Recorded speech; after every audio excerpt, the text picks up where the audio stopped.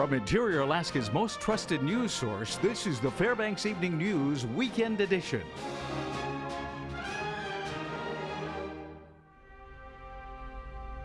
Good evening. Thanks for joining us. I'm Stephanie Woodard, filling in for Katie Looper. Our top story tonight, Governor Bill Walker declared a state of disaster today in response to damages caused by multiple wildland fires on the Kenai Peninsula, including the Card Street fire near Sterling. The Kenai Peninsula Borough has identified 11 structures as lost to the Card Street fire, which started on June 15th. Now, the Stetson Creek and Juneau Lake fires also continue to burn in the area. As of Friday, the Kenai Peninsula Borough evacuated hundreds of homes and established emergency shelters for residents displaced by the Card Street fire. While winds have now shifted away from populated areas, the Card Street fire has claimed more than 7,500 acres and is now burning in the Kenai National Wildlife Refuge. For 7 years, the $500 water pump that Fred Lawner bought against his wife's wishes was rarely used. Now that changed this week as the fast-growing Card Street wildfire near Sterling swelled to become top priority blazes in the United States. Lawner dusted off the pump and began drawing water from the stretch of Kenai River that flows just beyond his backyard. Now, he doused the trees and bushes around his cabin when an evacuation order went into effect. Lawner says he was told by state troopers 3 times that he should have left. He said that wasn't happening until he could no longer protect his property. Now, with the pump and the hose his wife didn't want him to buy, he is credited with saving not only his home, but the homes of some of his neighbors as well. She thought it really wasn't necessary, but I wanted it. I live here year-round, so it's very important to me that I save this. Despite the evacuation, there were some hot spots where it had jumped over between the houses. So we picked up our hose and our equipment and moved it down. We have a neighbor up about 4 cabins who lost his new cabin, and we don't figure it out. He did everything right. He had the area clean. Family members of the man fatally shot outside of the Rock and Rodeo bar are still seeking answers. 23-year-old John Kaverlik Jr. was killed now 4 weeks ago, and police are still investigating the death. Since asking the public for assistance, police investigators say they have worked to track down the now multiple leads they've received from the public. Different surveillance footage has been released showing 3 black men, all of which our local authorities are trying to identify. It's believed those men are involved in the shooting and the fight that happened inside the bar shortly before it escalated again outside. Family members have also recently offered a reward to the public for any information that could lead to an arrest in hopes of generating more solid leads. Yes, it's just mainly about awareness. It's not pointing at anyone or, we want to make sure we keep uplifting the people that are working on the case, and we can't thank Crime Stoppers and the victims for justice enough, and we just constantly keeping the Fairbanks Police Department and the city mayor's office, and they're always in our prayer, and we're just thankful for them. Recently, the city mayor disclosed the search has been expanded to the Anchorage area after none of the local tips have panned out or led to an arrest. Now, if you have any information regarding the death of John Kaverlik Jr. or the men police are seeking to track down, you can call Fairbanks Police Department at 450-6500. The Interior Gas Utility continues progress on the first of 6-phase build-out of natural gas distribution line throughout the borough. IGU is a wholly owned subsidiary of the Fairbanks North Star Borough with the goal of bringing low-cost energy to the interior. Utility board members Mike Meeks and Stephen Hagginson gave an update to the Assembly Committee of the Whole last night. Much has been made of the recent Alaska Industrial Development and Export Authority's proposed purchase of Pentex Alaska and its subsidiary Fairbanks Natural Gas. The idea has been floated that IGU will take over FNG to create a sole utility in the interior, which could drive energy costs to customers down. But as Hagginson told the committee last night, that merger is not a done deal. The obvious choices, or maybe more, would be FNG. Through ADA, they could run their own utility. With their CPCN they have now, it could be IGU, could operate both utilities, or Golden Valley could run the FNG utility. And so, in the paper said several times it's IGU. That's not a done deal, in my opinion. All right, when we come back next week is National HIV Testing Week, and prevention organizations all over the U.S. are urging people to get tested. We'll have all the details about that. Now, also this Sunday is the annual Midnight Sun Festival. There will be tons of vendors and even local bands performing live. We'll have those stories and more when the Saturday Evening News continues. Welcome back. HIV and AIDS prevention organizers across the country join together next week to bring awareness to the importance of knowing your HIV status. June 21st through the 27th is National HIV Testing Week. Health officials say it's important to note that HIV infection still remains a serious health concern. Many Americans are HIV positive and unaware of their infection. Not knowing one's HIV positive status increases the risk for health complications due to lack of medical treatment, as well as continuing to spread the virus. You can get free rapid HIV testing all week long at Interior AIDS Association and other locations statewide.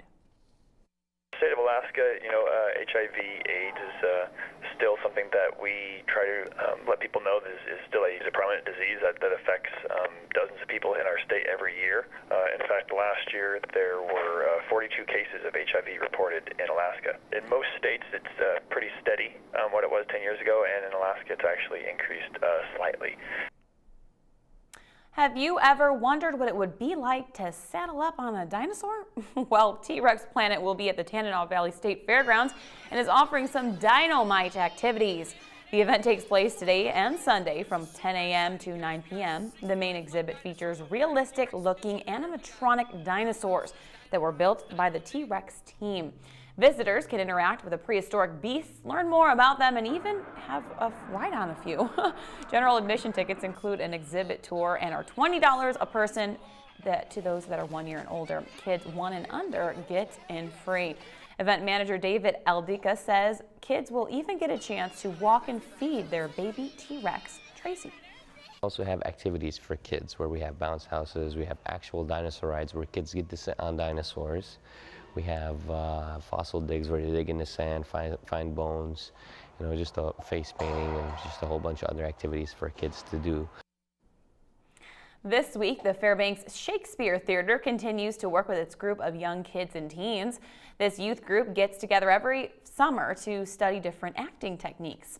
Activities done in this group include learning about acting and improv. Though the duration of the camp, participants learn, explore, and reenact Shakespeare's plays. The camp leaders help to inspire the kids to use their imagination to transform a play into something of their own. Annabelle Heina and Sierra Trinche, veterans of the camp, can testify to that. I really love learning from my own acting teachers how to teach acting, and I love being able to pass it on to them. And I really get excited to watch them on stage when they are performing Shakespeare, especially in the performance at the end of the camp. It's a great way to meet new people, and if you're afraid of the stage or if you're a little bit self-conscious, it's a great way to come out of your shell. And if you're not, and if you're totally confident, then it's just a fun way to get out there and do some acting. This weekend, in the celebration of the summer solstice, the Downtown Association is hosting its annual Midnight Sun Fest. Now this week, this is very special, KTPF's very own Broadcast Academy covered the story.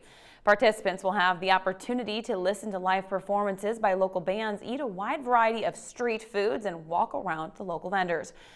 Kids can ride ponies and get their faces painted. All the excitement takes place downtown on 1st, 2nd, and 3rd Avenue from noon to midnight. This is an all-ages event except for the beer garden, which is returning this year. Visitors can park downtown on the street near the festival, in the parking garage, or in front of Immaculate Conception Church across the river. Jeremiah Schrock with the Downtown Association says the t-shirts are infinitely collectible and that this is the best time of year for tourists to visit our city. The Midnight Sun Festival is Alaska's chance to get out and enjoy the midnight sun. We live in Alaska where it's dark and cold for so much of the year, so when it's warm and hot and the sun's out, we like to get out and party. So the Midnight Sun Festival is a 3-block party complete with vendors, food, good time, lots of folks. It's always a fun time. And thanks to Broadcast Academy for putting together that story. We were able to have them on the Fairbanks Evening News last night. They were a great group of kids. And of course, we look forward to next year. So, changing gears, Mike Fussell is coming up with all your local sports action tonight, so stay tuned. You don't want to miss it. And welcome back, sports fans. Mike Fussell here with your latest weekend action. We have a lot to talk about today as many types of athletes are out enjoying the midnight sun. And up first, the Yukon 800 high-speed riverboat race is now underway. The competition is a test of endurance that takes place over 2 days and, as the title implies, spans 800 miles. The event is in its 47th year. Racers will drift across the Chena, Tanana, and Yukon rivers. This year, a total of 12 thrill seekers will be duking it out for the title of champion of what some call the longest, roughest, and toughest speedboat race in the world. They will be faced with unpredictable weather and river conditions. Lower water levels than normal may also prove to be a challenge for boaters this year. 3 past Yukon 800 winners will be in the current competition. Tyler Huntington, Tony Peter, and 2014 champ Tom Kriska made this year's field very competitive. Racers are expected back tomorrow morning. And the Midnight Sun Run is coming up later tonight. This is a look at last year's festivities. The race is now in its 33rd year. It starts this evening at 10 p.m. from the Patty Center. The race will see somewhat of a change this year, though. The course will differ slightly. Runners from around the state and even farther have traveled to be in the race. Some will even be wearing costumes. So far, more than 2,000 people have signed up to run. Race organizers are expecting a finisher within 32 minutes. Last year's winner, Chris Eversman, from here in town, finished in just over 34 minutes. The finish line will be in Pioneer Park near the dance hall, and that's where we'll be later tonight as well. Tune in at 11 for a special live broadcast from the Midnight Sun Run. And old friends and former Alaska Nanook hockey teammates gathered earlier today for an alumni reunion. The luncheon and locker room tour took place this morning. A number of speakers who have played a part in the Nanook hockey history shared stories and talked about the program's accomplishments. UAF Chancellor Brian Rogers attended the event. Current and former coaches like Rick Schaefer and Dallas Ferguson were there as well. The Alaska Nanooks hockey program started as a club team in 1925 and ran through 1979. The next year, they would become an NCAA-affiliated team. The Alaska Nanooks current head coach Dallas Ferguson says all players, regardless of age, share a common bond. And we all have our own stories, and yeah, we didn't get them on iPhones, but that's what we're celebrating. And it's funny, we all come from different eras, but we all wear the same jersey. So that to me is what it's all about, and it makes it real special. And drivers from all across the state were kicking up dust last night as they sped around the track at the Mitchell Raceway. It was all for the 2nd annual Alaska Dirt Shootout. The event was hosted by the Greater Fairbanks Racing Association, but cars that typically compete at the North Pole Speedway joined in on the action as well. The meet consists of a 2-part race taking place on Friday and Saturday. An overall purse of $14,000 will eventually be distributed to divisional winners. The main events of last night got off to an exciting start, but for full results from the 2-day event, check back on Monday with Joe Cook for the weekend recap. And the Alaska Gold Panthers played a special game against a team made up of local adult league players last night. The Panthers got off to a slow start, but the team's Scooter Bynum ended up hitting this pitch, which was originally set to be a 2-run double. A throwing error would then allow Bynum to push off second, round third, and then cash in for an in-the-park home run. And then Alaska's Matt Gelich also managed to steal home plate. The non-conference game was just for fun as the Gold Panthers prepared for the 110th Midnight Sun baseball game. Alaska will face the Seattle Studs tomorrow evening without any lights on at 10:30 p.m. at Groudon Memorial Park. And the Midnight Sun one-pitch softball tournament kicked off last night as well. The first pitch of the competition was at midnight. It was light as day, so participants had no trouble connecting with the ball. A number of local teams took to the diamonds at the Hesray Complex. The event was put on by the Golden Heart Softball Association, included both co-ed and men's divisions. Batters were only given one chance to hit the ball or take the walk, as pitchers started with a full count at the beginning of each at-bat. Round-robin play went into the wee hours of the night, with games starting as late as 1 a.m. Legion Baseball was also in full swing yesterday evening. Both teams from Fairbanks were taking on squads from across the state. The Alaska Wild was matched up against Service at Arco Field. The game would end up seeing a lot of runners cross the plate. It finished with a tally of 18-8, and the Wild taking the victory. The Fairbanks 49ers were challenged by West at Marlin Field. Their contest ended up being a bit closer, but the hometown team was able to squeeze out a victory and win it 4-2 over West. Both teams are set to hit the road late next week for a series of regular season away games. And again, don't forget, we'll be at the Midnight Sun Run tonight, live at 11 p.m. So if you're not out enjoying the festivities, tune in to catch all the action. But for now, we're about at the buzzer for sports. Stephanie Woodard is up next with your full weather forecast. Thanks for checking in, and we'll see you next weekend. Well, we can't deny, Mike Fussell, that it's been a really great couple of days, huh? Right, it's felt great out there today. It's not too hot, but it's warm. That's kind of perfect. It's not as bad as it was yesterday, I don't think. Yesterday I was melting, literally. My car Right. said like 89 degrees. Ugh. But it's a really good time to be warm because it's the Midnight Sun Festival, and we'll have the Right. Midnight Sun Run tonight. So I think it should be good, and there is a chance that the runners might get some sprinkles, which they'll definitely appreciate. Yeah, so. that'll cool them off. That'd be great. All right, well, let's take a look at our almanac for weather. Okay, well, our high today, 75. Normal low is 51 degrees. Look at the record high, 92 degrees. We're not too far off of that, though. That was in 1958. Record low, 32 degrees. Set in 1919. The sun rose this morning at 2:59 and will set 12:48 a.m. That gives us a grand total of 21 hours and 49 minutes. That is a gain of about 2 minutes from yesterday. Almost to that solstice. All right, let's take a look at the Alaska satellite. As you can see, there is some activity going on a little bit north of Fairbanks, and we'll talk about that later, but nothing we should be concerned about. We may have a chance of some thunder showers, but hopefully none of them will contain lightning because, as we all know, the fires around the state are blazing. We had 18 as of last night at 8 p.m. reported. So let's continue on to the satellite and radar down in the lower 48. As you can see, there's a system moving across the east coast, bringing some rain and showers to the D.C. and New York area. And look at the rain clouds over Dallas. It doesn't look like anything too severe yet, but of course keeping an eye on that because that area is known for tornadoes and serious thunderstorms. And over on the west coast, it looks pretty calm. And I know the weather in Vegas and Phoenix has been record-breaking lately, so hopefully they'll get a break there. Let's see down. Let's take a look. Nope, 113 and 112 down in Phoenix. That is really hot. They have a lot of humidity there. Up on the Pacific Northwest, Seattle 76 degrees, pretty calm there. Minneapolis 82 degrees, but as you can see down in the south near Dallas, those thunderstorms and lightning are pretty significant from that front we just talked about. And up in the New York on the East Coast area in DC, wow, temperature is 92 degrees, 67 in New York with the rain coming down from that system, and down in Miami, 92 degrees, but thunderstorms and lightning do continue over there. All right, let's take a look back to Alaska for tomorrow. Mostly sunny skies in northern Alaska. Barrow, 55 degrees. That's pretty warm for them. Fort Yukon, 84. Nome, 69 degrees. All right, let's take a look in interior Alaska. Mostly sunny in Healy and Delta, partly sunny in Fairbanks.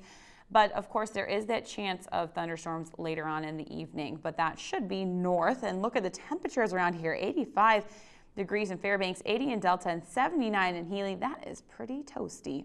All right, over to the southeast, mostly sunny skies in southeast Alaska. Temperatures in the high 60s, almost to 70 degrees, but it looks like the rain has moved out of that area.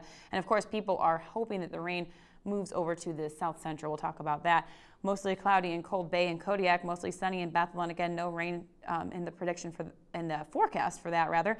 Bethel 79 degrees, Cold Bay 57, and Kodiak 58, not too shabby. And let's take a look at South Central. Scattered clouds across the region, but unfortunately no rain in the forecast. They could really use some. Anchorage 67, Valdez 64, and Homer 61. And of course there is probably smoke in that area, so be careful people with any kind of respiratory problems because of the fires blazing down there. All right, and let's take a look at our short range forecast for tonight. 69 degrees, partly cloudy skies. And enjoy the midnight sun, and of course we'll be at the Midnight Sun Run. We'll talk about that. And tomorrow, 85 and just 2 words, sunny and warm. And hey, we'll take that because of course tomorrow is the downtown festival and lots will be happening. And let's take a look at the extended outlook, our 5-day forecast. Monday, Tuesday, Wednesday, Thursday, and Friday. No rain and in the 80s. It looks like we're going to get a little bit cooler Thursday and Friday, and I'm sure that we could definitely use that because it's been pretty scorching hot. Look at the lows for the overnight, though. 55, 60, 57, and 55. That is pretty darn warm, if I do say so myself. Yeah, those 2 words, sunny and warm, those are the perfect words to describe the day today and hopefully tomorrow. So here's the question, though. Moving to Alaska, did you think that you'd see temperatures this hot? This is a little bit warmer than I expected, but you know, I'll take it. Yeah, I'll take it. All right, Fussell. So before we leave, of course, it's time once again to announce the winner of our Stan Stevens giveaway this week. It's Nancy Hummel. We'll be contacting you, Nancy. Be sure to sign up at Kendall Auto for a chance to win a cruise or for 2 in Valdez. Ooh, that sounds really good. Yeah. All right, well, that'll wrap up this Saturday edition of the Fairbanks Evening News. As always, we are glad you could join us. And don't forget to come back at 11 for a special News Center final live from the Midnight Sun Run. That's going to be fun. Mike, you're going to be there. I'm going to be there. Mike Schultz is going to be there. Joe is going to be running the Midnight Sun Run. Now, that's going to be funny. Yes, we got the whole crew there. It's going to be great. It's going to be great, so make sure you tune back in at 11 o'clock. And from all of us here at the News Center, we hope you enjoy your night.